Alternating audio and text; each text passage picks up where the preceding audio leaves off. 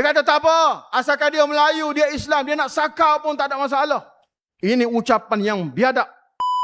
Duk viral sehari dua dia kata tak ada jual saham, tak ada jual aset mula. Ada. Antaranya hamba sebut sini, daripada tabung haji, kononnya nak selamat ada rugi 4 bilion tahun 2017. Bila siapa habis tahun 2018. Bulan 5 tahun 2018 ni kerajaan Pakatan Harapan dah UMNO jatuh dah masa tu. Nak tutup akaun 2018, kerugian itu bertambah sampai 10 bilion. Tu yang dia kata kerajaan kena bail out sakau sampai 10 bilion. Zamir siapa dia berkata. Kalau dia nak kata Zamir menumpak bilion tu hak dia kata. Jabatan Audit Negara tak kata.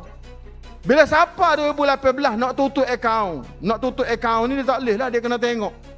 Maka kerugian 10 bilion. Sudah kerja dah nak ke mana? Kalau tutup akaun dengan kerugian 10 bilion di tabung haji, maka tuan-tuan tak boleh dibayar hibah. Maka dia buatlah satu syarikat lain, alih ambil aset-aset tabung haji ni 19.9 bilion, bui letak di syarikat Kementerian Kewangan yang ditubuhkan oleh Lim Guan Eng pada waktu itu. Nama dia Urus Harta Jemaah Sdn Bhd. Janji seperti saat ni lah. Itu cerita dia nya.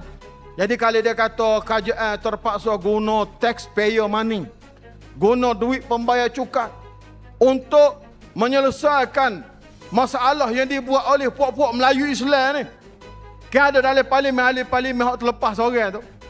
Dia kata tak apa, asalkan dia Melayu, dia Islam, dia nak sakau pun tak ada masalah. Ini ucapan yang biadab.